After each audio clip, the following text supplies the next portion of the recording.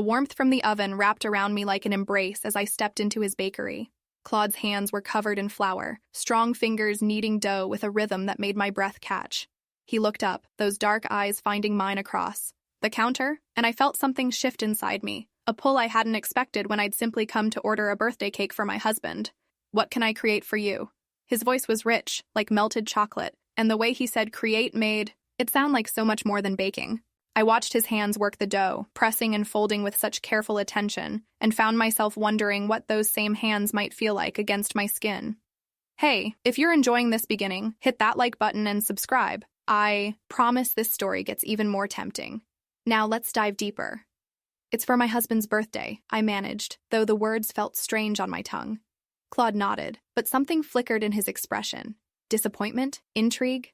"Tell me about him," he said, still working the dough. "What does he love?" The question hung in the air between us. What did Michael love?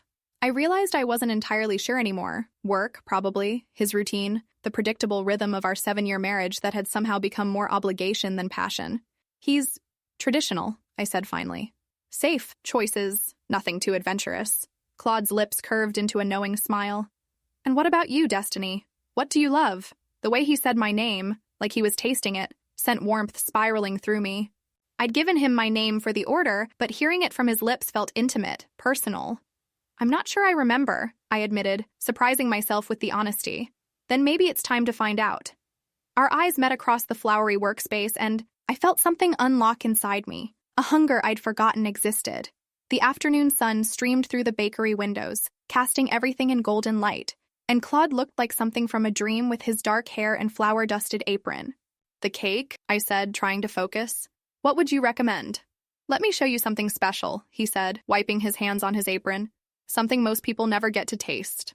He led me behind the counter into the warm heart of his bakery. The air was thick with the scent of vanilla and cinnamon, sweet and intoxicating. He moved with such confidence through his domain, every motion purposeful, controlled. "Close your eyes," he said softly. I hesitated for just a moment before letting my lids flutter shut. I heard him moving around me, the soft sounds of preparation, and then felt his presence close behind me, open. A spoon appeared at my lips, and I parted them without thinking. The taste that flooded my mouth was extraordinary, dark chocolate and salted caramel with hints of something I couldn't identify. It was rich, complex, completely unlike anything I'd ever experienced. "Oh," I breathed, my eyes opening to find him watching my reaction intently. "Good?" he asked, though he clearly already knew the answer from the way my expression had changed. "Incredible. What is it?" "A secret recipe," he said, moving closer. "Something I only share with special people." The space between us seemed to shrink, and I became acutely aware of everything. The warmth radiating from his body, the way his shirt stretched across his chest, the slight smile playing at the corners of his mouth. "Why me?" I whispered. "Because," he said, reaching up to brush a stray curl from my face, "I can see you're hungry for something real." His touch sent electricity through me, and I found myself leaning into it despite every rational thought screaming that this was dangerous territory.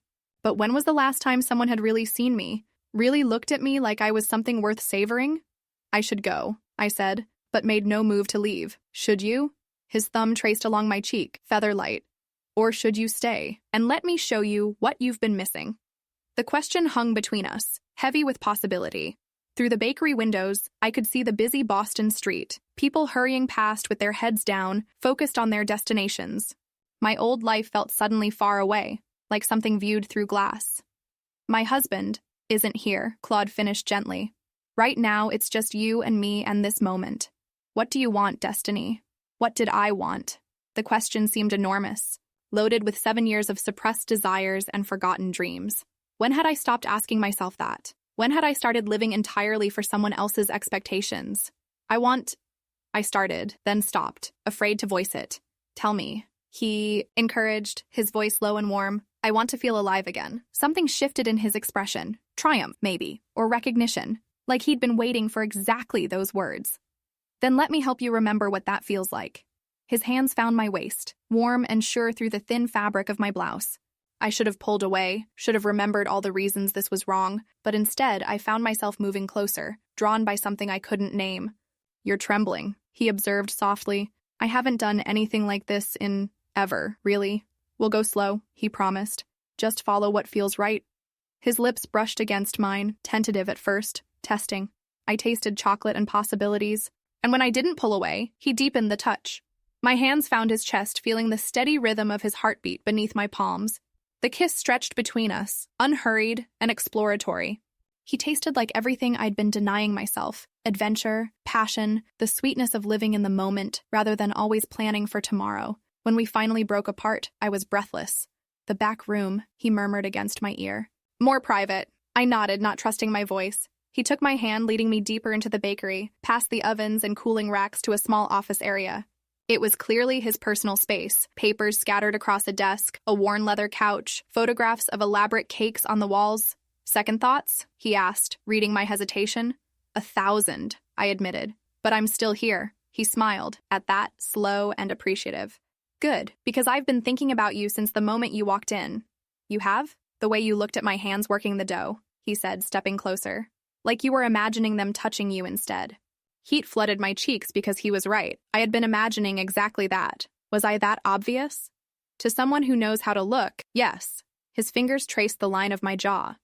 "The question is, what are we going to do about it?" Instead of answering with words, I reached for the ties of his apron, pulling them loose. His eyes darkened as I let it fall to the floor between us. "Are you sure?" he asked one more time. "No," I said honestly. "But I'm going to do it anyway." That seemed to be all the permission he needed. His hands found the buttons of my blouse, working them open with the same careful attention he'd given the dough earlier. Each button revealed more skin, and he followed the path with his lips, pressing soft touches to my collarbone, the hollow of my throat. I'd forgotten what it felt like to be explored, to have someone take time discovering me. Michael's approach had become efficient over the years, focused on the destination rather than the journey, but Claude seemed intent on savoring every moment, every inch of newly revealed skin. When my blouse finally fell away, he paused, taking in the sight of me in my simple white undergarments. "Beautiful," he murmured, and the way he said it made me believe it was true. My hands found the hem of his shirt, pulling it up and over his head. His body was lean but strong, shaped by years of physical work. A light dusting of dark hair covered his chest, and I found myself wanting to explore every detail. "Touch me," he said softly, and I did. My palms smoothed over his skin, feeling the warmth and solid reality of him. He was so different from Michael, broader through the shoulders, his skin darker from summer sun. Everything about this felt like stepping into a completely different world. His hands found my waist, pulling me closer until there was no space between us. I could feel his desire pressing against me, urgent and real, and it sent answering heat spiraling through my core. "I want you," he whispered against my ear, the words sending shivers down my spine. "Yes," I breathed, surprising myself with how readily the word came. He guided me toward the couch, his movements gentle but sure. When I settled onto the worn leather, he knelt beside me, his hands tracing patterns on my skin that made me arch toward his touch. "Tell me what you like," he said. The question caught me off guard. When was the last time someone had asked me that? When was the last time I'd even known the answer? I'm not sure," I admitted. "Then we'll figure it out together." His mouth found mine again, deeper this time, more demanding. I lost myself in the sensation, in the way he seemed to be memorizing the taste of me. His hands roamed my body with increasing confidence, finding sensitive spots I'd forgotten existed. When his fingers traced the edge of my undergarments, I gasped against his lips. "Still okay?" he checked. "More than okay." He took his time removing the last barriers between us, his touch reverent rather than rushed. When I lay before him completely revealed, I felt beautiful rather than vulnerable. Something I hadn't experienced in years. "Perfect," he murmured, his voice thick with appreciation. Then his mouth was on me, exploring, tasting, finding rhythms that made my body sing in ways I'd forgotten were possible.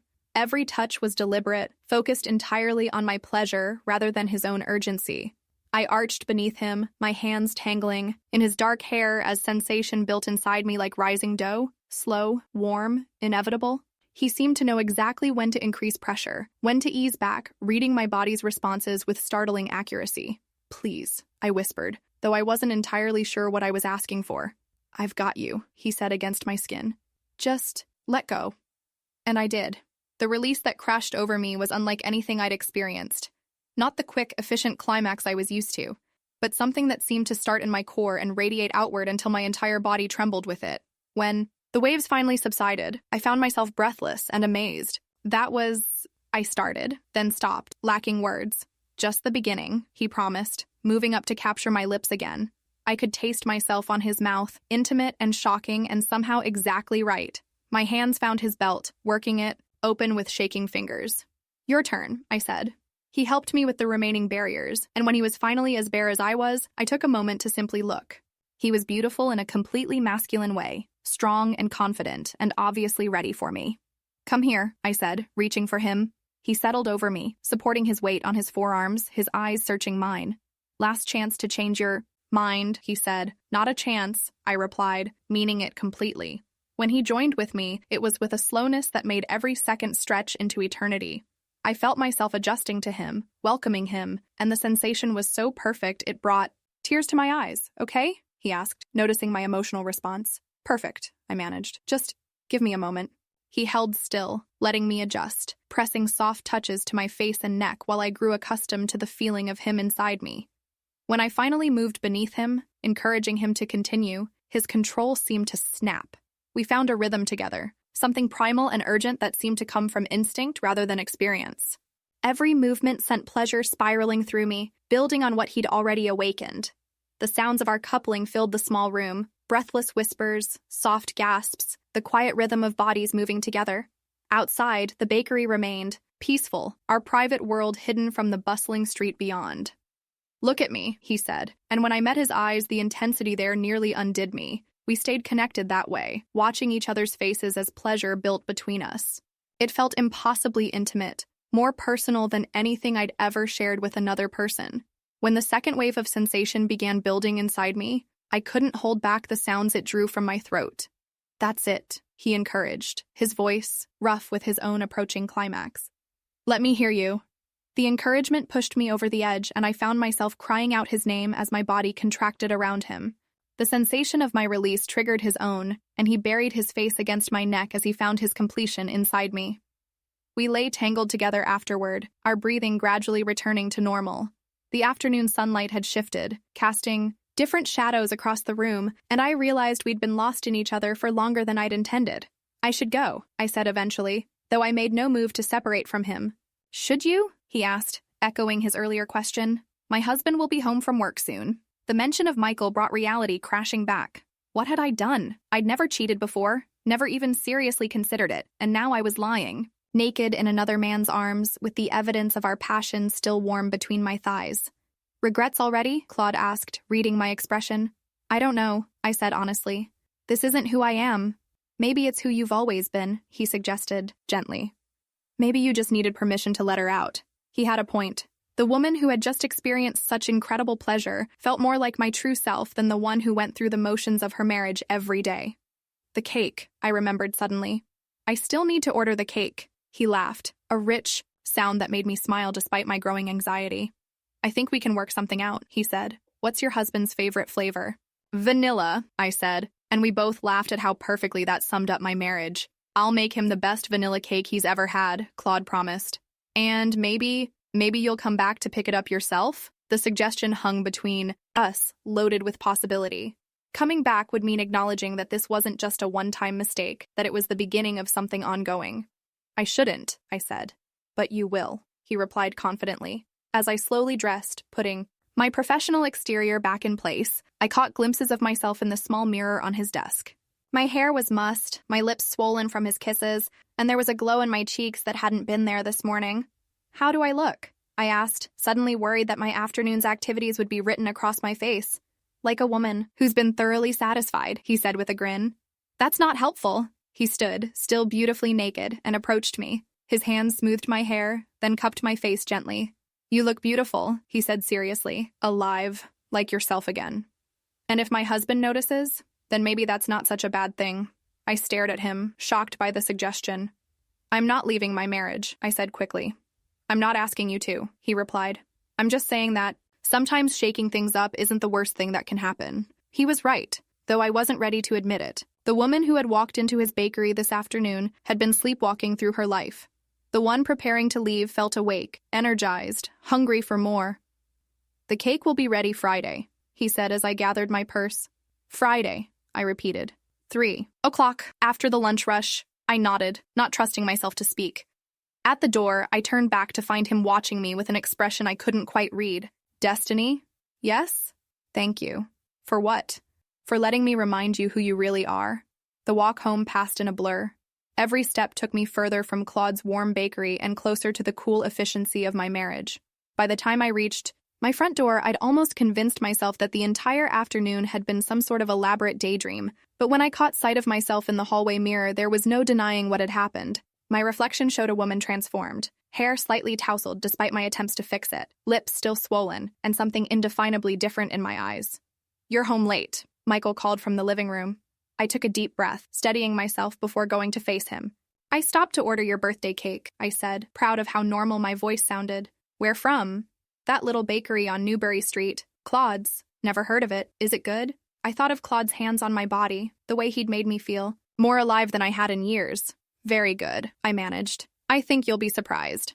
Michael nodded absently, already turning back to his newspaper. The casual dismissal that would have hurt this morning now felt like a relief. I needed time to process what had happened, to figure out what it meant for my carefully ordered life.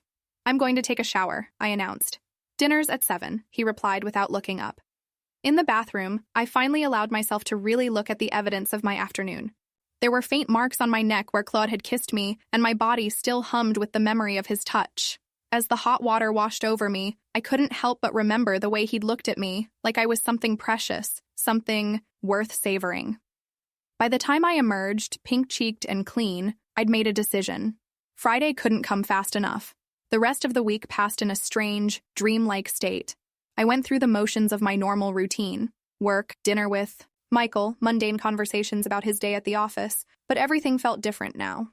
I had a secret. Something that belonged entirely to me, and it changed how I moved through the world. Thursday night, as I lay in bed listening to Michael's steady breathing, I allowed myself to imagine what Friday afternoon might bring. Would Claude be as eager to see me as I was to see him? Would the chemistry between us still be there, or had it been a product of the moment? Friday morning dawned gray and drizzling, typical Boston spring weather. I dressed more carefully than usual, choosing a wrap dress that I knew flattered my figure and heels that made my legs look longer. When Michael kissed me goodbye, a perfunctory peck on the cheek, I had to resist the urge to compare it to Claude's passionate exploration of my mouth. Work dragged by with excruciating slowness. Every glance at the clock reminded me that I was 1 hour closer to 3 o'clock, 1 hour closer to seeing him again. By lunch, I was too nervous to eat, my stomach tied in knots of anticipation and anxiety. At 2:45, I made my excuses and left the office. The walk to the bakery seemed both eternal and far too short. When I finally stood outside Claude's shop, I paused to gather my courage. Through the window, I could see him working, his movements as graceful and controlled as I remembered. He looked up as if sensing my presence, and when our eyes met through the glass, his face broke into a smile that made my knees weak. The bell above the door chimed as I entered, and suddenly we were face to face again. "Right on time," he said, his voice warm with pleasure. "I'm very punctual," I replied, trying for lightness despite the hammering of my heart. "One of your many attractive qualities." The compliment sent heat spiraling through me, and I realized that this feeling of being desired, appreciated, seen, was what I'd been missing in my marriage. "Is it ready?" I asked. "Perfect timing," he said. "I just finished the final touches." He led me to the display case where a beautiful vanilla cake sat waiting. It was elegantly simple, decorated with delicate sugar flowers that must have taken hours to create. "It's beautiful," I breathed. "Michael's going to love it," he said, but his tone suggested he was thinking about anything but my husband. "Yes," I agreed absently, unable to look away from him. "Would you like to see how I made the flowers?" he asked, a suggestion that was clearly about more than cake decoration. I nodded, not trusting my voice. Once again, he led me to the back room, but this time there was no pretense about why we were there. The moment the door closed behind us, he pulled me into his arms, his mouth finding mine with desperate hunger. I melted into him, all my careful resolutions about keeping this simple and uncomplicated dissolving under the assault of his passion. He kissed me like he'd been starving for the taste of me, and I realized I felt exactly the same way. "I've been thinking about you all week," he murmured against my lips. "Me too," I admitted. "What are we doing, Destiny?" It was a good question, one I'd been avoiding thinking about too carefully. "I don't know," I said honestly, "but I don't want to stop." That seemed to be all the encouragement he needed. His hands found the tie of my wrap dress, pulling it loose with practiced ease. The fabric fell open, revealing the delicate lingerie I'd chosen specifically for this moment. You wore this for me, he observed, his voice thick with appreciation. Maybe, I said, though we both knew there was no maybe about it. He traced the lace edge of my undergarments with one finger, the light touch making me shiver with anticipation. So beautiful, he murmured. I dreamed about seeing you like this again. Show me, I whispered. This time, our coupling was less desperate, more exploratory. We took time to rediscover each other's bodies, to find new ways to bring pleasure. He was an attentive lover, always checking my responses, always focused on my satisfaction as much as his own. When we finally came together, it was with a sense of rightness that felt dangerous in its intensity. This wasn't just physical attraction anymore. It was something deeper, more complicated. Afterward, as we lay entwined on his couch, I tried to make sense of what was happening to me. I never thought I was the type, I said quietly. What type? The type to have an affair. He was quiet for a moment, his fingers tracing lazy patterns on my skin. Maybe there is no type, he said finally. Maybe there are just people who are living and people who are sleepwalking. And which one am I? Right now, you're the most alive person I know. The observation should have pleased me, but instead it filled me with a strange sadness. If this was what being alive felt like, what did that say about the rest of my life? I should go, I said, though I made no move to get up. The cake's not going anywhere, he pointed out. No, but my husband will be home soon, and I need to... To what? Pretend this didn't happen? His words stung because they were accurate. That was exactly what I'd been planning to do. Compartmentalize this afternoon the way I compartmentalized everything else in my life. It's not that simple, I said. It could be. I sat up, reaching for my scattered clothes. The spell was breaking, reality creeping back in around the edges. What are you suggesting? I asked as I dressed. I'm suggesting that maybe it's time to stop settling for less than you deserve. And you think I deserve you? I think you deserve to be happy. The simple statement hit me harder than any grand declaration of love could have. When was the last time someone had wanted me to be happy just for the sake of it? This is complicated, I said. The best things usually are. I finished dressing in silence, acutely aware of his eyes on me. When I was ready to leave, he stood and pulled me close one more time. Same time next week? He asked against my ear. I should have said no. I should have explained that this was a one-time thing, a momentary lapse in judgment that wouldn't be repeated. Instead, I found myself nodding. Same time next week. He smiled, slow and satisfied, and I realized I was in deeper trouble than I'd thought. The cake box felt heavier than it should have as I carried it home. Inside was Michael's perfect vanilla birthday cake, and inside me was the growing realization that my marriage might not survive what I'd started. But as I walked through the drizzling Boston afternoon, I couldn't bring myself to regret it. For the first time in years, I felt like myself again, complicated, passionate, alive. Whatever came next, at least I was finally awake. So tell me, have you ever discovered a hunger you didn't know you had? Have you ever found yourself torn between safety and passion? Drop your thoughts in the comments. I read every single one. And if this story stirred something in you, smash that like button, hit subscribe, and ring the notification bell. Trust me, you won't want to miss what's baking next. Bye.